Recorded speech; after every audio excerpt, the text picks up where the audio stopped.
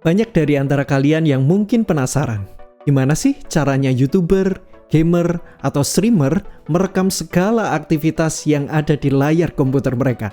Atau barangkali dari antara kalian mau merekam sebuah video tutorial atau game yang kalian mainkan, tentunya dengan kualitas yang bagus. Tonton terus video ini ya. Sebelumnya, kita buka dulu.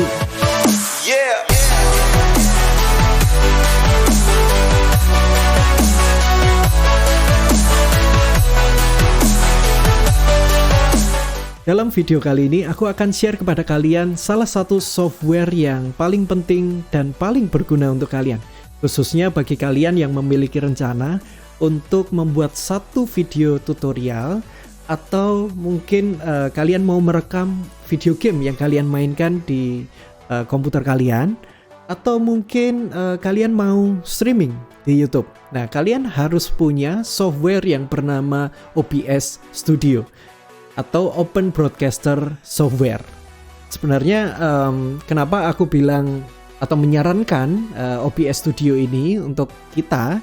Yang pertama alasannya adalah OBS Studio ini software gratis, tidak berbayar teman-teman. Kalian bisa dapatkan dengan mudah di websitenya secara langsung. Lalu yang kedua adalah mengapa aku menyarankan kalian bisa menggunakan OBS adalah karena penggunaan OBS Studio ini sangat mudah. Bahkan untuk kalian yang baru pertama kali mau merekam atau screen recording atau bahkan streaming, ya, ini sangat mudah sekali teman-teman OBS Studio. Dan yang ketiga adalah OBS Studio ini adalah software yang paling sering digunakan oleh gamer, oleh YouTuber gitu ya, yang biasa membuat satu video tutorial. Jadi sebenarnya selain OBS ini ada beberapa software yang lain teman-teman. Tapi aku sarankan untuk kita menggunakan OBS Studio karena 3 alasan itu tadi. Jadi yang pertama gratis, yang kedua adalah penggunaannya yang sangat mudah, dan kalian juga bisa belajar di YouTube teman-teman. Ini banyak sekali gitu ya. Ini software yang paling sering digunakan oleh YouTuber dan juga gamer ya. Buat kalian yang belum punya OBS Studio atau softwarenya, bisa langsung download di obsproject.com. Di sana kalian bisa download sesuai dengan operating system atau OS yang kalian miliki gitu ya. Bagi kalian yang pengguna Windows, silahkan download Windows. Lalu buat kalian yang menggunakan MacBook, silahkan macOS, ataupun yang Linux, silahkan kalian download ya. Setelah kalian download, silahkan kalian juga install sesuai dengan step-step yang diberikan gitu ya. Gampang sekali teman-teman untuk instalasinya. Nah, setelah kalian download lalu install, kira-kira tampilan OBS pertama kali itu adalah seperti ini. Jadi layarnya kosong ya, hitam seperti ini. Lalu ada beberapa bagian tulisan-tulisan ya. Ini sangat berguna untuk screen recording teman-teman ataupun streaming ya. Hal pertama yang harus kalian pahami sebelum menggunakan OBS adalah kalian menggunakan OBS untuk tujuan apa ya. Karena tentu OBS ini bisa disesuaikan settingnya sesuai dengan tujuan kalian masing-masing. Misalkan aku akan merekam sebuah video game ya. Tentu itu akan berbeda dengan kalian yang bertujuan untuk membuat video tutorial recording musik katakanlah gitu ya. Tentu akan berbeda settingannya ya, karena ini tergantung dari salah satunya adalah bitrate yang akan kita gunakan untuk merecord setiap apapun yang ada di layar kalian gitu ya. Yang gamer katakanlah untuk merekam game tentu butuh bitrate dan FPS yang tinggi gitu ya, supaya slow motionnya dapat, detailnya juga dapat, nggak blur gitu ya kira-kira. Nah, itu harus disesuaikan sesuai dengan tujuan kalian ya. Kalian mau streaming atau recording, prinsipnya sama teman. Apa yang harus pertama kalian pahami gitu ya, selain softwarenya itu sendiri, kalian juga harus siapkan, katakanlah kalau kalian mau membuat video tutorial yang menggunakan wajah kalian gitu ya, nanti ditampilkan wajah kalian di katakanlah di pojok kanan seperti ini, seperti aku ya. Kalian pastinya akan membutuhkan webcam ataupun kamera ya. Nanti aku akan tunjukkan gimana caranya ya. Prinsipnya yang pertama, kita harus masuk ke setting ini ya. Setting di sini juga bisa ataupun di sini. Klik file lalu setting ya. Sama saja. Oke, kita klik. Nah, ini adalah pengaturan dasar teman-teman ya. Pengaturan yang paling umum untuk kita dalam penggunaan OBS. Bagian yang pertama yaitu general. Sebenarnya ini nggak terlalu banyak mempengaruhi hasil recording kalian gitu ya. Ini paling cuma tema sih ya. Kalau aku contohkan gini. Nah, ini tema Redmi atau mungkin gelap. Aku sih default ya. Jadi dark. Kebetulan defaultnya dark gitu. Kira-kira seperti ini. Kita beranjak ke bagian yang lain yaitu stream. Nah, ini khusus untuk kita yang nantinya akan streaming ke, misal aku contohkan YouTube gitu ya. Jadi mungkin nanti aku akan share di lain waktu gitu ya, gimana caranya kita streaming lewat OBS gitu ya, streaming game atau streaming apapun itu gitu ya, karena ini membutuhkan server dan stream key, dan ini kalian dapatkan dari YouTube-nya sendiri gitu ya. Jadi kayak semacam ada kode gitu ya dari YouTube yang disediakan supaya apa yang ada di OBS kalian ini muncul di platform yang lain seperti YouTube gitu katakanlah ya, kira-kira begitu. Dan ini fungsinya banyak banget teman-teman. Ada yang YouTube Gaming, Twitch, dan seterusnya ini ya. Nanti kapan-kapan aku akan share soal ini. Nah, ini ada dua pengaturan teman-teman. Output. Di tab output ini ada dua ya. Prinsip dasarnya adalah kalau kalian baru pertama kali itu ada dua pilihan biasanya gitu ya. Ada dua pilihan. Yang pertama adalah simple lalu advance. Aku pribadi menggunakan advance karena lebih kompleks pengaturannya gitu ya. Kita klik advance.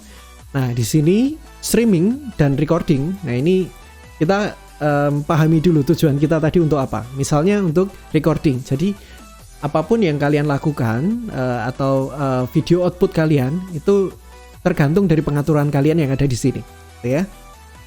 Ataupun streaming. Nanti kapan-kapan aku share soal streaming ini. Tapi aku share ya secara singkat aja gitu ya. Di bagian streaming ini teman-teman, nanti akan ada encoder buat kalian yang pengguna VGA, Nvidia. Aku sarankan untuk menggunakan Nvidia H264 ini. H264 ini apa teman-teman? Kita bisa lihat di web ya, website teman-teman. Khususnya bagi kalian yang mau streaming di YouTube, kalian harus pahami standar yang diberikan oleh Google kepada YouTube ya. Apa standar video yang pengaturan gitu ya, pengaturan dalam video yang harus kalian setting. Nah, ini ada beberapa teman-teman. Yang pertama formatnya MP4, lalu audionya adalah AAC, strip LC. Lalu codec videonya ini adalah H264. Ini yang paling umum ya, yang disarankan oleh Google dan juga YouTube, teman-teman. Frekuensi gambar ini tergantung kalian FPS-nya. Jadi kalian harus pahami juga gitu ya, belajar tentang FPS ini apa gitu ya. FPS ini kira-kira berapa frame yang akan ditangkap ya, atau dimunculkan dalam video kita gitu ya, atau game ini juga FPS juga sama gitu ya. Semakin FPS-nya tinggi, katakanlah kalau kamera itu ada sampai 100 katakanlah 20 gitu ya, 120 gitu. Jadi ini sangat berguna untuk kalian videographer yang menggunakan slow motion gitu ya. Semakin halus gitu ya. Semakin FPS-nya tinggi akan semakin halus. Prinsipnya begitu. Tapi nggak semua teman-teman video itu membutuhkan FPS yang tinggi gitu ya. Kalau kalian nggak ada slow motion, nggak ada game yang harus detail atau ada slow motionnya gamenya gitu ya. Game-game biasanya yang bagus tuh kan ada slow motionnya gitu kan. Kalian nggak perlu setting ini di angka semakin tinggi gitu ya. Nanti ada di OBS teman-teman ya. Prinsipnya yang paling umum biasanya 30 atau mungkin kalau mau agak bagus 60 sesuai dengan kebutuhan kalian. Kecepatan bit ini kalian juga bisa lihat sendiri nanti. Rasio ini yang paling penting.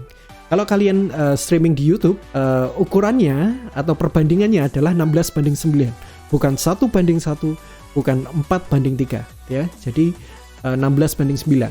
Oke, kita kembali ke OBS kita. Nah, ini ada bitrate-nya teman-teman. Nah, ini sama sebenarnya kalau soal bitrate. Jadi aku pindah ke recording dulu ya, bagian recording. Tipe yang digunakan adalah standar teman-teman ya.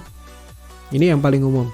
Ya, recording pad-nya ini adalah nanti ketika kalian OBS itu sudah terekam, sudah selesai gitu ya. Ketika kalian stop, ini nanti bisa di stop teman-teman. Ketika start recording, nanti kalian juga bisa kalau udah selesai ya stop gitu aja ya. Langsung ke save di sini ya. Kalian bisa atur. Lalu formatnya adalah seperti yang aku katakan tadi di YouTube itu MP4 ya. Lalu ini encodingnya itu memakai H264. Kalau aku pakai Nvidia kebetulan pengaturan defaultnya ini teman-teman. Ini nggak usah rescale output kecuali kalian membutuhkan output yang lebih kecil daripada ini yang kalian gunakan. Nah ini yang paling penting. Salah satu yang paling penting outputnya. Di sini ada beberapa pilihan bitrate. Yang paling umum digunakan adalah CBR atau VBR. CBR itu apa? VBR itu apa? Ya. Jadi CBR itu kalau singkatnya teman-teman, kira-kira ini coding yang paling umum dan paling sederhana, sekaligus paling sederhana gitu ya. Constant bit rate itu CBR ya. Kalau VBR itu variable bit rate. Apa bedanya? Constant bit rate sesuai namanya konstan gitu ya. Jadi dia akan menangkap bitrate itu secara konstan, dipukul rata semuanya, ya, dipukul rata. Nah, aku tadi bilang, kapan kita harus menggunakan CBR atau VBR? Nah, ini tergantung tujuan kita. Pada dasarnya kalau kalian nggak membutuhkan detail yang terlalu bagus atau sederhana, ya, misal nggak ada yang video yang zoom out gitu ya, atau mungkin slow motion, kalian pakai CBR. Kalau kalian merekam video game yang butuh slow motion dengan FPS tinggi, aku sarankan untuk kita menggunakan VBR ya. Karena VBR ini bisa kita atur teman-teman. Yang defaultnya kalau nggak salah itu CBR teman-teman. Jadi kalian bisa atur bitrate-nya. Jadi ini dipukul rata. Kalian nanti bisa lihat lah di YouTube. Nah lalu presetnya apa? Nah ini tergantung kalian kualitas VGA kalian juga pakai apa gitu ya. Mana yang paling kalian pentingkan, apakah kualitas atau performa gitu ya, lag-nya gitu ya. Jadi semakin berat game kan juga perekamannya juga semakin berat gitu ya. Ya kalian bisa pilih gitu ya. Kalau aku pribadi karena aku biasanya ngerekam game ya, yang kuatur adalah begini. Bitrate-nya 40.000 kbps dan max bitrate-nya itu 60 ya. 60. Biasa 60. Jadi lebih tinggi max bitrate-nya. Jadi VBR itu prinsipnya dia bukan seperti CBR yang konstan. Jadi kalau konstan bitrate dia itu akan pukul rata itu bisa 10.000, 40.000 tergantung yang kalian atur itu seperti apa gitu ya. Sedangkan video kita itu nggak selalu sama kebutuhan untuk bitrate-nya gitu, apalagi game ya. Kadang ada yang slow motion juga membutuhkan bitrate yang tinggi gitu. Jadi kalau konstan juga aku sarankan untuk video-video tutorial gitu. Tapi karena aku biasanya game, aku milih ini ya. VBR dia itu prinsipnya dia akan mengcapture bitrate itu sesuai dengan kebutuhan, naik turun gitu ya, sesuai dengan detail perekaman kita. Lalu presetnya aku rasa quality udah cukup gitu ya, atau kalian juga max quality juga bisa, tapi ini akan semakin berat tergantung kemampuan komputer atau laptop kalian.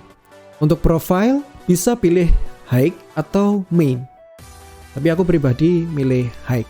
Dengan pengaturan yang lain seperti ini, default seperti ini, look ahead, Seiko, visual tuning gitu ya, dan juga GPU, max B-frames gitu ya. Kalau udah kalian atur, kalian klik apply, lalu oke ya nanti. Tapi kita lihat menu yang lain dulu. Audio teman-teman, ini settingannya yang paling umum seperti ini aja, 160. Ini sesuai track kalian. Nah ini teman-teman, yang paling umum sample rate-nya itu adalah 44,1. Bisa sih kalian gunakan 48 gitu ya. Kalian sesuaikan aja. Lalu channelnya stereo teman-teman. Ya. Karena di sini aku pakai sound card Focusrite, jadi aku klik Focusrite ini ya. Lalu kalau kalian pakai mic, kalian bisa klik di sini. Nah, sesuai dengan mic kalian. Lalu decay rate-nya ini juga fast, sample peak ini ya. Ini monitoring device, silahkan kalian atur sendiri. Kira-kira kayak gini teman-teman. Ini nggak ada yang tercentang sama sekali. Lalu kita pindah ke tab video. Nah ini juga penting teman-teman. Sesuai dengan aspek rasionya itu kita atur 16:9. Jadi ini base canvas resolution ini sesuai dengan monitor kalian. Kalau aku pribadi, aku belum 4K ini, ya, belum 4K, jadi masih Full HD itu kira-kira segini, teman-teman. Ya, tergantung layar kalian Full HD atau HD, 1080 pixel atau 720 pixel. Ya, dan ini outputnya kalian bisa atur. Yang paling tinggi karena kemampuan layarku adalah 1920 kali 1080. Aku klik ini. Apalagi untuk YouTube. Ini penting banget teman-teman. Jadi kalian harus atur outputnya segini. Kalau YouTube ya, yang disarankan seperti itu. Downscale filter kalian bisa pilih yang paling bawah. Ini yang paling bagus gitu ya. Nah ini yang penting. FPS kalian akan menggunakan yang mana? Ini tergantung fungsinya teman-teman. Tapi kalau laptop kalian atau komputer kalian cukup kuat, kalian bisa klik di bagian 60 ya. Ini akan semakin halus dan semakin detail rekaman kalian. Ini nggak terlalu pengaruh teman-teman. Lalu kita klik apply dan oke, ya. Itu yang pertama. Lalu yang kedua teman-teman, ya tadi di bagian sini, ini tadi kan kosong teman-teman. Jadi kalau kalian buka pertama kali ini kosong bagian scene ini. Nah kalian bisa klik, aku hapus dulu misal jadi contoh ya. Nah, ini kebetulan aku lagi ngerekam. Jadi kalian bisa klik add ini atau klik tanda plus di sini. Nah, ini scene kalian.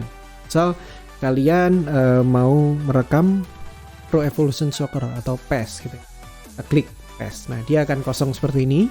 Nah, ini yang paling penting source-nya. Apakah kalian akan menggunakan kamera? Jadi kalian kayak YouTuber itu pakai ada webcam kameranya gitu ya. Ataukah cukup hanya display capture-nya aja ya. Kalau kalian yang pertama, ini yang paling dasar teman-teman, itu audio input capture. Ini adalah mic kalian yang kalian gunakan ya. Kalian klik. Ini device-nya apa? Karena aku pakai Focusrite, jadi aku klik sound cardku ya. Lalu selain ini kita butuh katakanlah kalau kalian mau merekam tutorial, kita harus buka display capture teman-teman.